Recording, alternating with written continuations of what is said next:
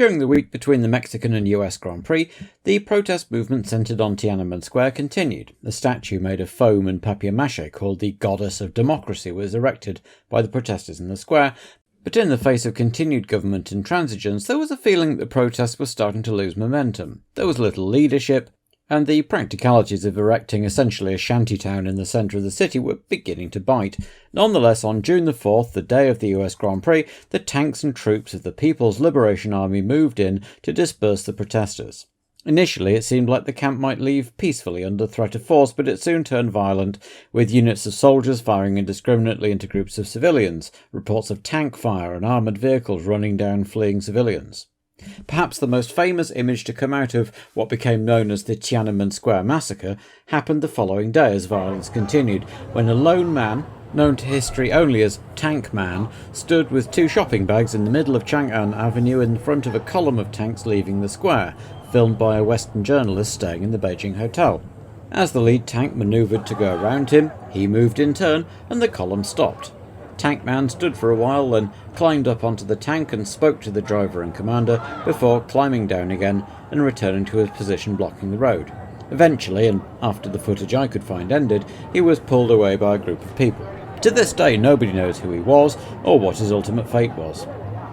While the events in China were dominating the news agenda, the Argentine government declared a state of emergency after riots and looting had broken out in supermarkets across the country, particularly in the city of Rosario.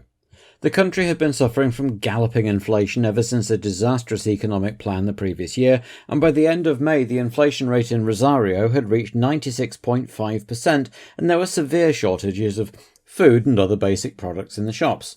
There had been an election in Argentina earlier in May, but the new president, Carlos Menem, was not due to take office for another 6 months yet. Poland held the first round of the legislative election agreed on by the Round Table talks earlier in the year, also on the 4th of June. Despite official censorship still being enforced, the opposition party centred around the Solidarity trade union was allowed 23% of electoral airtime on Polish TV and to found a new newspaper, the Gazeta Wyborcza, the Electoral Gazette. Almost everyone was surprised by the election results, not least Solidarity themselves, who won 99 of the 100 Senate seats, the 100th was won by an independent, and all the contested seats in the lower house, the same. There were 35 same seats in which Solidarity were not permitted to run, but only one of those was won by an official Communist Party candidate, and one by a satellite party candidate. In the other 33 seats, nobody got more than the required 50% of the vote.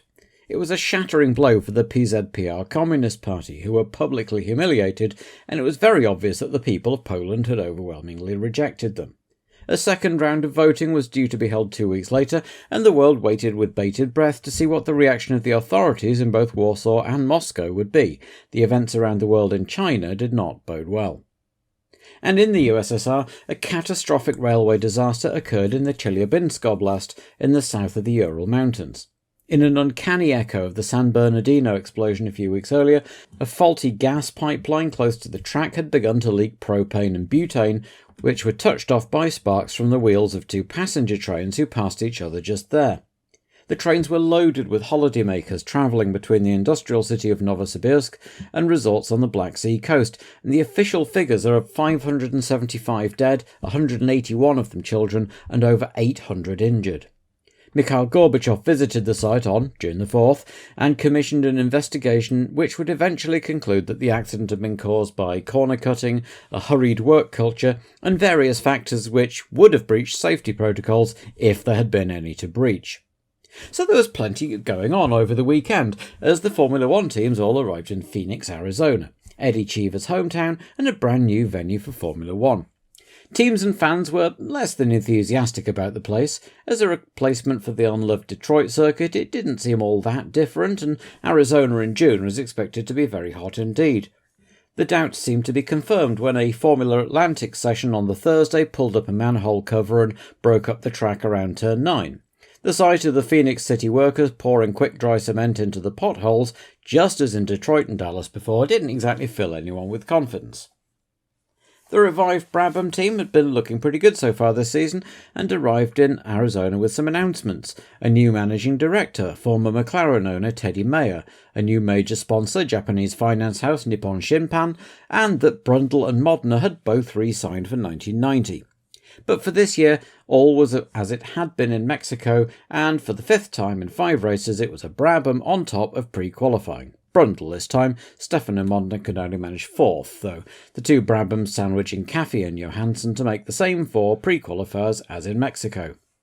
Gasho had a broken CV joint in his Onyx and couldn't get the spare to start, so he was bottom, with the Germans having a particularly bad time of it, with the Zakspeed and Real teams next slowest and then Winkelhock. Needless to say, it was all McLaren all the way and qualifying proper, with Senna going faster and faster during Friday, setting a time which neither he nor anyone else could beat on Saturday.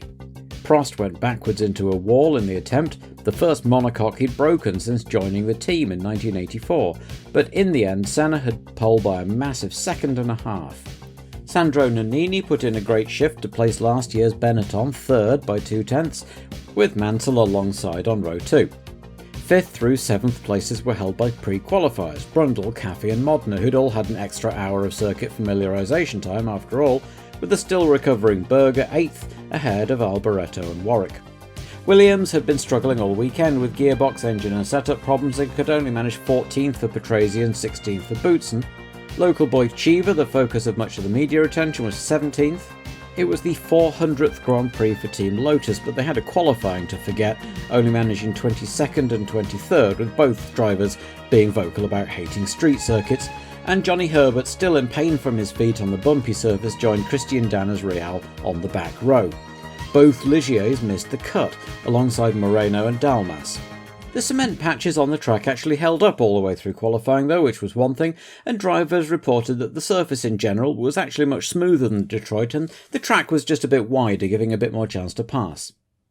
The weather on Sunday was hot and lap times suggested that the race might well not go to the planned 81 laps. In fact, a petition went round the teams asking the organisers to reduce the race to 70 laps, but one team owner, Ken Tyrrell, declined to sign up, so 81 laps it was, or however many they got through in the allotted 2 hours. Despite the local interest story of Eddie Cheever, the attendance was pretty poor, 31,441 according to official figures, though of course there would be more watching from buildings overlooking the track. Morning warm-up saw Sandro Nannini have a big shunt in his Benetton, ricking his neck rather badly and necessitating a precautionary trip to the hospital, but he was cleared to race, though he'd need to start in the spare. So, with drivers trying out various cooling tricks from high-tech in-helmet water systems to putting tinfoil on their heads while on the grid, and a few of the teams eschewing their engine covers to keep the electronics cool, the cars lined up and were ready to go in Phoenix for the first time. The first long straight down Jefferson Street had a camera at the far end for a great view of the 26 cars charging towards it, but it did mean that at high zoom to pick up the start, every little wobble was magnified, so apologies to anyone who gets motion sickness. Maybe something to work on for next year. Anyway, the green light went on, and away they went, with Prost getting away quickest and moving over in front of Senna, but then slowed, allowing Senna to pull out and go round the outside to take the lead into turn 1, with Nannini, Mansell, Caffey and the Brabhams following. Actually, Prost had hit a bump, and his rear wheel had momentarily left the track, spun freely and tripped his rev limiter. Bit of a freak incident. Brundle had a go at Caffey on lap 2 but ran out of room and had to slot back in behind his teammate and just ahead of Berger and the other Dallara of De Cesaris. Meanwhile, Nannini was hanging on well to the McLarens as the field continued to stay close together over the first lap or two. Modena had taken up Brundle's position behind Caffey and was now in turn trying to find a way past the Dallara. The cameras watched 11th place Derek Warwick for a while, with Johnny Herbert having come up well into the background of shot already from his back row start. Nannini, meanwhile, had dropped off the McLarens and, unseen by the cameras, had had a spin and fallen down the order. Alio swapped ends on lap 3 and then stalled trying to get moving again, and became the race's first retirement as Modena continued to hassle Caffey, both, remember, in chassis designed by Sergio Rinland. Modena took the place on lap 5 to move up to 4th, while Warwick was right on the heel of the other Dallara of De Cesaris, with Alboreto's Tyrrell ahead and Patrese's Williams behind. Derek made a rather over-ambitious move on lap 8, slid under braking, and contact was made, spinning De Cesaris around and sending the arrows off into the escape road. Fortunately for Andrea, the innocent party for once, he was able to keep going, although he had to come in to have a punctured rear tyre fixed. Warwick, meanwhile, was out on the spot with broken suspension. Meanwhile, a battle for sixth had developed between Brundle and Berger as Gugelmin pitted with fading brakes. The team topped his brake fluid up and sent him out again. A couple of laps later, while ESPN were off on an advert break, Nannini pulled in and retired, having sensibly decided that he really wasn't actually fit to race after all. Senna, meanwhile, had been pulling away in the lead, but now started slowing, his Honda engine audibly misfiring, and he wasn't the only driver with problems. Mansell rolled in with a dead engine. The Ferrari mechanics had to go and get him and push him up the pit lane. As the team worked on the number 27 car, Senna's car seemed to have sorted itself out again, and he set a fastest lap, with Prost still running in his wheel tracks about 4 seconds behind. It was by now about 1/3 distance, and with Mansell having gone back out at the back, and Gugelmin black flagged in to be disqualified for having his brake fluid topped up, it was Modena turn to pull into the pit on lap 33 with brake problems. Senna, his misfire returning, lapped Piquet, but Prost was right up behind him now as they came up to lap Modena, just released from the pits. Before they did so, though, Senna indicated, slightly anticlimactically, for Prost to pass on the right, and with a little wave, he did. Senna peeled into the pits at the end of the lap, and the McLaren and Honda mechanics swarmed all over the car. He went back out to see what he could do to catch up again. All of which meant that by the end of lap 35 of the planned 81, Prost led Alex Caffey, who was in a fabulous second place, with Brundle third, Berger fourth, Patrese fifth and Cheever sixth. It was actually the first time Prost had led a Grand Prix since Rio, and he would be keen to regain some of the momentum by staying there.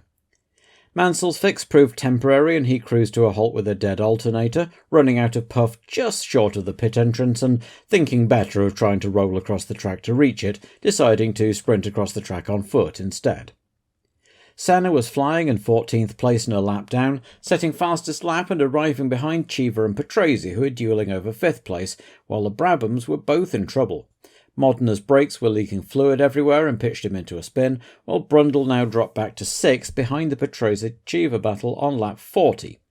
Senna came back in with that misfire, where the team fiddled some more with his engine, and eventually rejoined 16th. And while the cameras were watching that, Caffey came in from 2nd, having blistered his tyres, and rejoined 5th, while Modena had finally retired with a brake failure. So, now it was Berger 2nd, but 51 seconds behind Prost, with Patrese and Cheever 3rd and 4th, Caffey 5th, Brundle 6th, and Palmer up to 7th from 21st on the grid.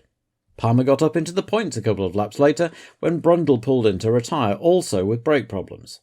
Palmer was right on the tail of Caffey, both of them passing Salas-stricken Minardi, dropping out with an engine failure after 46 laps. Before long, though, Caffey had pulled away from Palmer, while there was now a 3-way scrap for 2nd, 3rd and 4th places between Berger, Patrese and Cheever.